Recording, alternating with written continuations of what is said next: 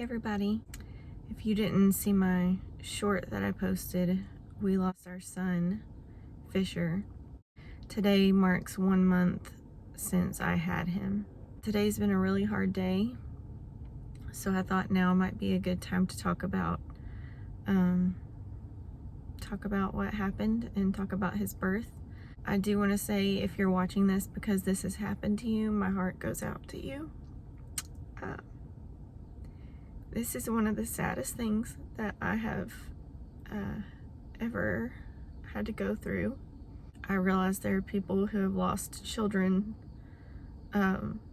older than 17 weeks in the womb, and my heart breaks for you. I can't imagine. But I just want to kind of talk about what happened, and if this is happening to you, I hope it gives you some comfort in knowing that you're not alone. Monday, July 22nd, I went for just a routine 16-week checkup with my OB. I actually just saw her nurse that day. And it was just routine checks, one of those where you're like, I could probably skip it, but you know, I went. And she popped her head in the room and she was like, she said, "You want to take a peek?" And I was like, "You mean, do I want an ultrasound?" And she was like, "Yeah." And I was like, "Yes, I will never turn down an opportunity to see our babies in the womb. I love getting ultrasounds." So, so she rolls in this kind of old machine. It wasn't like the regular ultrasound room where they do like a really, like an advanced ultrasound. It was like just an old machine that she rolled in. And I asked her if I could take a video because my husband hadn't seen our son on ultrasound, I don't think, not yet. And our next appointment was going to be the 20-week anatomy scan, and he was going to come to that one. But anyway, so she rolled it in and got it going, and I started videoing. So it's kind of a hard video to have, but looking back on the video, I can kind of tell that she immediately knew something was wrong. Somebody CP's what it is. Oh. All right, let me see if I can find it with the handheld. Okay. I thought he wasn't moving. At one point I thought I saw him move, but I think it was just, you know, how she was flipping things around with the wand. And she could not find his heartbeat. And, you know, she said maybe it's the way he was laying. So she tried the Doppler. She couldn't find it on there either. She went and got the doctor. And in the meantime, you know, I start texting my friend, my husband, like, please pray they can't find the heartbeat. I honestly didn't expect that she wouldn't find a heartbeat. I just kept thinking, this isn't normal to not be able to find a 16, 17-week-old baby's heartbeat, but I just kept thinking, I didn't think they were going to tell me he had died. The doctor came in, she did the ultrasound. She bared down super hard, just trying her hardest to see whatever she could see. And she said, "Amanda, I'm not seeing on this ultrasound what I should be seeing." And of course I started bawling. And they said, "We're going to send you into the room with the higher tech ultrasound because we want to take some measurements of, you know, how old he's measuring. Maybe we'll see a heartbeat with that other machine, but probably not." And so I called my husband, and he told me he was already on his way from my text message. So he headed that way. I went into the more advanced ultrasound room. No heartbeat, no movement. She put fetal demise on the ultrasound. She took some measurements, and according to what they were going off of, they had actually changed his due date once already. But I was 16 weeks, 3 days when I went in, and he was already measuring 17 weeks. So it must have just happened. Like, this wasn't a week or two old or anything. Like, it was like super recent that he had passed. That was obviously just totally devastating. My husband came and met me at the OB office, and we had a long wait.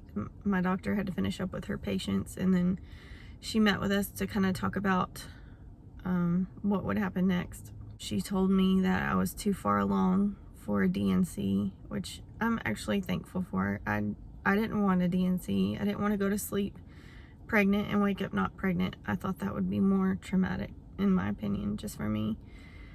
She actually did say, you know, your only option is to be induced and to give birth. And so, you know, I asked her, like, if we don't do that, like, how long will it take my body to naturally miscarry? She said it could be 2 to 3 weeks before my body would do that.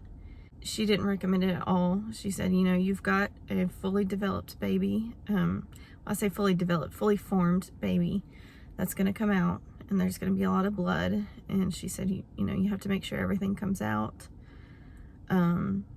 Also, you know, carrying around a baby who has passed away could lead to infection for me. So ultimately we decided to go ahead with the induction, and I told her I didn't want to do it that night, though I wasn't ready. I wanted to go home and talk to our kids and sleep in my own bed and just get myself prepared. So she was good with that, and we ended up scheduling the induction for the next night. So this was Monday evening, so we scheduled the induction for Tuesday evening. That night, telling the kids was heartbreaking. Our 6-year-old cried for hours that night. So we have a 12, 10, 8, 6, and 2-year-old. It was just totally surreal. It's still shocking. We went home and slept the best we could. The next day was kind of, it was a low-key day. It was raining and gloomy, which it had not been in, like, pretty much all summer. I really was worried about what the hospital would do with him. I didn't know the policy as far as his body went. I knew I didn't want him taken by the hospital to be dealt with as you would gallstones or something. I didn't want, I preferred for him not to be cremated, but if that was our only option, then I was going to take it. My hope was for him to be buried, just as any human would. It is extremely important to me that humans are treated as humans, inside the womb and outside the womb. Just because he was only 17 weeks old, I didn't want him being treated as less than human. I talked to my parents about that, and they were very understanding, and my mom made a lot of phone calls, and she found a beautiful cemetery that actually takes preterm babies who have died in the womb, and they also take infants. They have a section in the cemetery that is just for them. And she also called our local funeral home, and they said they actually will do all of their services for free. They pick the baby up from the hospital. They provide the casket. They, you know, put him in the casket. They drive him to the funeral at the graveyard, at the cemetery. And yeah, that's an amazing service that they offer. We had all that taken care of by the time we went to the hospital Tuesday, and I'm so thankful. Also that day, I made him a blanket. I had a receiving blanket that we've used with our last couple of children, and I cut a corner of it. I'll put a picture in, but I cut the corner of it because I knew he was going to be really small, and I embroidered his name on it, and we kept him wrapped in that in the hospital, and then he was actually buried with it, and I just wanted him to have something from his mama. That evening we said goodbye to our kids. My parents picked him up and we headed to the hospital, and it was the lightest packing job I've ever done for the hospital. It was very strange, very strange. I actually packed sports bras just to keep my milk from coming in, which thankfully it never did. We picked up Chick-fil-A and I ate as best I could. Obviously I wasn't very hungry. And then we had to be at the hospital at 8 o'clock that evening, so the 23rd. God just, if you saw my short, I chose the song Good and Gracious King, because that just describes God through this whole thing. He did not have to be good and gracious to us, but he was. Thankfully our hospital has been trained to deal with this, and they were so kind and so patient. I asked for another ultrasound because I just wanted to check. I wanted to be sure, and there was still no heartbeat. I got my IV in, and that IV was actually the easiest IV I've ever had. I have issues in the past where my vein will go off like a geyser. I'm a good bleeder.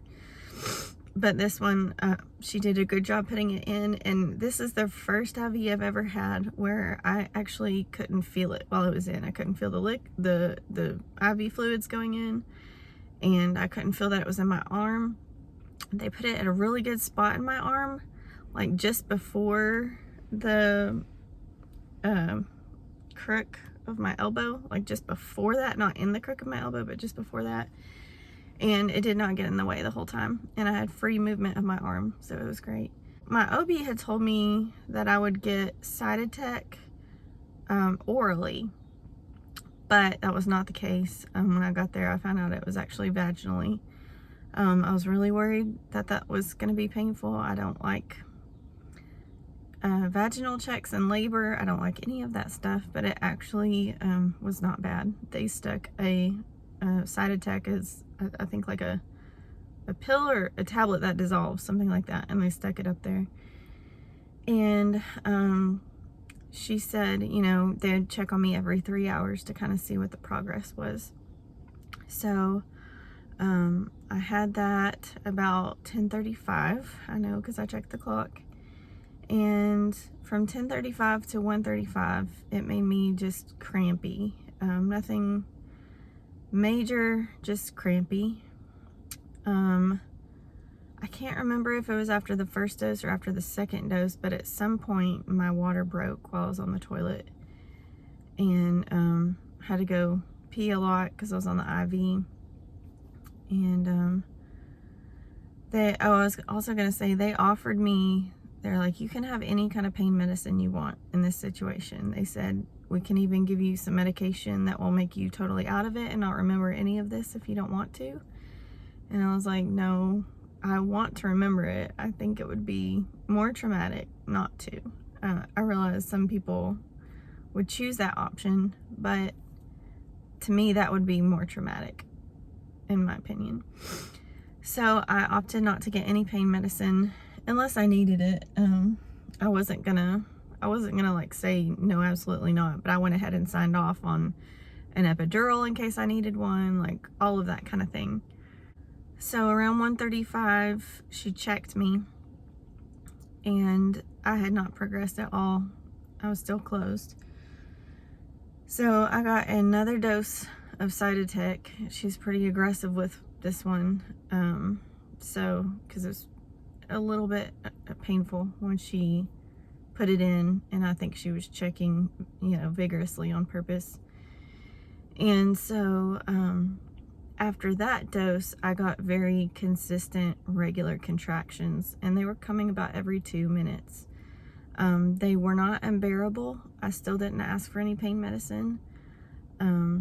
but they were very continuous and I couldn't sleep through them. My husband was pretty tired just from the emotional stress, and so I just let him sleep. They had a couch in the hospital room and I let him sleep, and I had the TV on just for, I don't know, I kind of hoped it would make me fall asleep, but it didn't.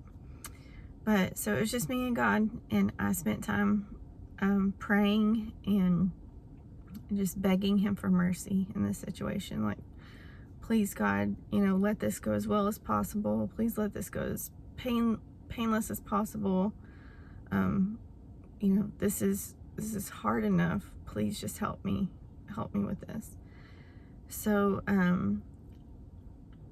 I had consistent contractions from 1:35 till about 4:35. So 3 hours again had passed. She came in, and it had been 3 hours, and I said, I'm having consistent contractions. Could you please not check me? And she's like, are you sure? Like, we can kind of see where you are. And I was like, just please don't, like, give me some more time. And she was fine with that. And so she left the room, but then after she left the room, I did not get any more contractions, like not a single one. And she left me for an hour, and so for an hour I felt nothing. And I was like, oh no, like they're gonna have to do more. Like they had told me, if the side attack doesn't work, we'll have to start Pitocin at some point. And I was like, oh, I don't want this to go on. I don't want Pitocin. I've had Pitocin in several situations in my labors, and it always makes things so much harder. I said, I haven't had any contractions in the last hour. I think it's not working anymore. And she's like, yeah, you're probably going to need another dose of Cytotec, and then we might end up starting the Pitocin. So I was like, okay, can I at least go to the bathroom first before you put that in? Because you have to stay in bed. I think it's for at least 30 or 45 minutes after they put it in. So I was like, can I go to the bathroom and get comfortable? And she was like, yeah, go ahead.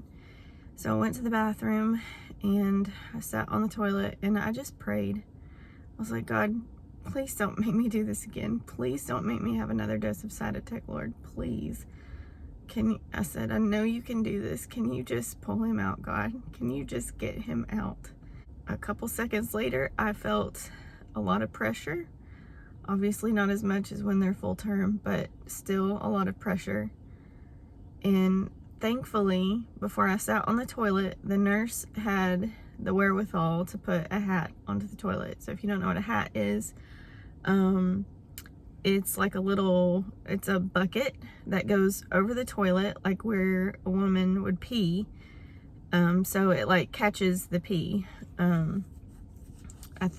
Like if they need to monitor how much you're peeing or something for medical reasons. So she put that on the toilet. Thankfully, she thought to do that, and I felt a lot of pressure, and then he came out. And I sat there for a minute, and I just thanked God and praised him for Fisher coming out. And I looked down, and I saw my sweet baby laying there.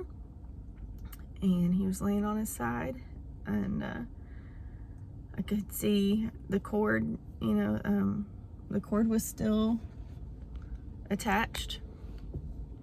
And so I called my husband, and he called the nurses in. So they came and clamped the cord and cut it. Yeah, I had asked for him to stay with me the whole time for anything they might do.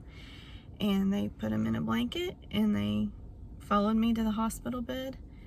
And they handed him right to me.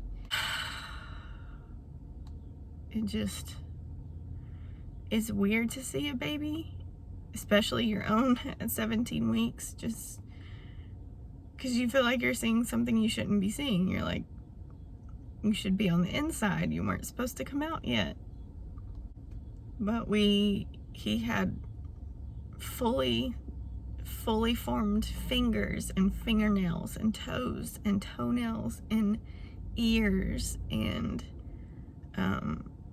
like you could see his ribs and his shoulder blades, and it was just so detailed.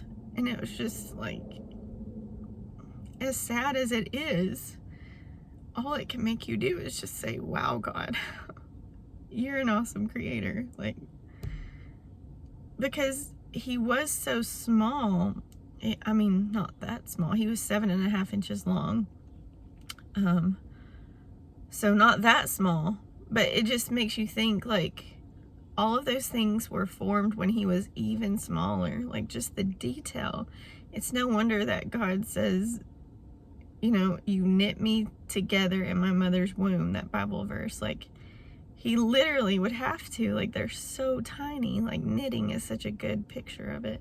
After we spent some time with him, you know, right shortly after he came out, they told us, like, you have about 2 hours to get the placenta out. Otherwise, we'll have to do it by surgery. And of course, I did not want that to happen. After all of this, I did not want to go through surgery. I did not want to leave Fisher. I knew that Adam could hold him while I was in surgery, but I did not want to go through surgery after all of that. It had gone so well as it could have. I didn't want to go through surgery. So we started praying. So from 6 o'clock is when the 2-hour time limit started, 6 a.m. I did want to add in that they gave me a dose of Cytotec right after he came out when I got back in the hospital bed. And we just started praying. And I was like, God, please pull this placenta out, Lord. I was like, it has gone so well. You have been so merciful, God. Please. And I just could not stop praying. Just, you know, it's like that Bible verse when, like, Jesus tells us to knock. Keep knocking. And, you know, I would stop praying and I was just like, who else can do it but God? And so I would just keep praying. I have never prayed so desperately in my life. God also loves faith. He loves it when we put our when we bank on him. And I just could not stop praying. I just kept begging and begging and begging him to pull that placenta out. And so about an hour and a half had passed and the placenta was still in. So I was like, okay, I'm gonna go sit on the toilet. And so I went in there and I decided I was just gonna sit there and pray and know that I was in a good position for it to come out. And I just went in there and prayed and prayed. And I felt that pressure again, felt it really hard. It's actually more pressure than when Fisher came out. And the placenta slid out. The doctor ended up looking over it. Everything came out. It was all in one piece. And that is my God. That is my good and gracious God.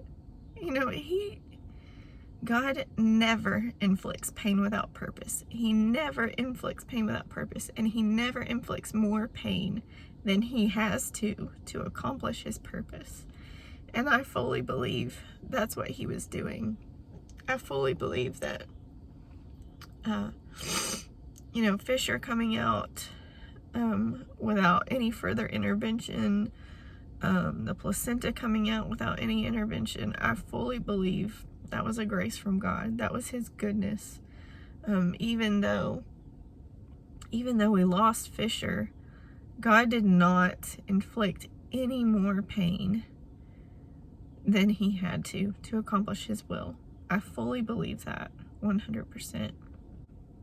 So in our hospital, they do have a special program where they encourage you to be with your baby. Like, that's an encouraged thing. So we spent the entire day holding him, the whole day.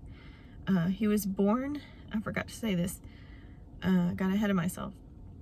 So he was born right around 6 o'clock in the morning. So they started the induction at 10:35, and I ended up having 2 doses of Cytotec, no pain medicine, no Pitocin, and he was born at 6 a.m. And we held him the whole day. The hospital does footprints They did pictures with us, like me and my husband and Fisher. They give you a bunch of sentimental gifts. Like, it was just really special. They had a counselor come in, and the same thing had happened to her before, and she was able to relate to us and give us some suggestions for healing. And it was just an amazing program. Like, I have heard from so many people who had miscarriages 10 years ago and further back, and their experiences were so different than ours. I'm so thankful for the way these things are handled now. I'm so thankful. Even 10 years ago, the babies weren't treated this young with the dignity that they deserve. And I know miscarriage wasn't talked about as much back then. And to me, it kind of hurts using the word miscarriage because it just doesn't do it justice. It just doesn't do it justice. It is the death of a baby is what it is. A miscarriage, like, it just doesn't do it justice. I don't like that term. At 4:30, we decided that, we decided a little bit before it, but by 4:30, we decided, we were going home. And they were going to let us spend the night and stay with him even longer. But we could tell his body was starting to break down. And I knew that we wouldn't sleep well in the hospital anyway. So we decided, we have to give him to the funeral home at some point. So we said our goodbyes to him. I handed Fisher to my husband, and I let my husband hand him to the nurse. I just couldn't bear to hand him over. They had asked us if we want an autopsy or if we want testing done, and I said no. I did read that a lot of times you don't get answers from any of that when they're this little. And we had genetic testing done before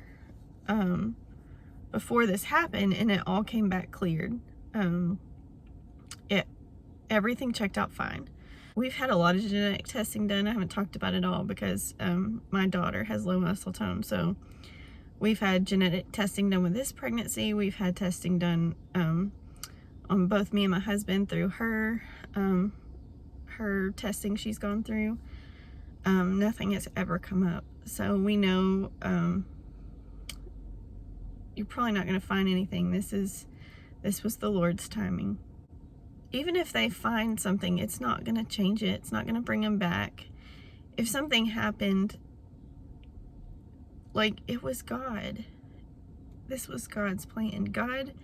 The Bible says God numbered Fisher's days from the beginning. Like, I trust him. I trust the Lord. I was very sensitive about people messing with him, even when they went to measure him and stuff. I thankfully couldn't see it that much because the nurse was in between me and him. My husband watched all of it, but I just hated seeing him being messed with. That just bothered me. We gave him back. We gave him to the nurse, and she, took him to the funeral director. And we went home. And those few days, I have never cried so much in my whole life. So that was Wednesday. He was born July 24th, Wednesday, July 24th of 2024. On Friday, we had his funeral, and the cemetery is just beautiful. I'm so thankful. It is a beautiful, small cemetery. And my husband, he's our associate pastor. But even if he wasn't, he's Fisher's dad. So he led the ceremony, and it was just so beautifully done. And my husband's best friend did the music, and we sang Good and Gracious King. You deserve the greater glory. Don't become my lips, my to the King in need of nothing, empty-handed I rejoice. After the ceremony was over, our family and friends walked with us down to Fisher's grave, and my husband was able to place Fisher down into the grave. I am so thankful. Like, I never imagined we would be allowed to do that. I never imagined he would be buried. And that was just God's grace again, just providing above and beyond. And I also want to say another grace of God. We named Fisher because we hoped he would be a fisher of men. That is from the book of Matthew. You know, Jesus said, "Follow me and I'll make you fishers of men." And so we hoped that for Fisher. We hoped that for him from the time we decided that would be his name. And we chose that name before we knew he had passed. And so we left that as his name. And even in death, Fisher has been a fisher of men. He has had eternity on everyone's mind that he's touched. And God wastes nothing. God's not going to waste Fisher's life. God has a purpose. Even in his short little life, he has a purpose. And I'm so thankful to know where Fisher is. He is in heaven. He's waiting on me. And I can't wait until that day when I see him fully alive and healed and perfect. And I cannot wait. I just want to add toward the end, just for anybody who's going through this, I know you might just wonder other people's experience, but I bled for 2 weeks, and that was it. My milk never came in, thankfully. I believe that's another grace from the Lord. I still took it easy, definitely for the first week. I tried to for a couple weeks, because even though he wasn't that big, there's still a wound inside the uterus where the placenta and everything was attached. So I wanted to make sure that healed well, didn't get any infection or anything. Thank you for watching. Thank you for listening to Fisher's story.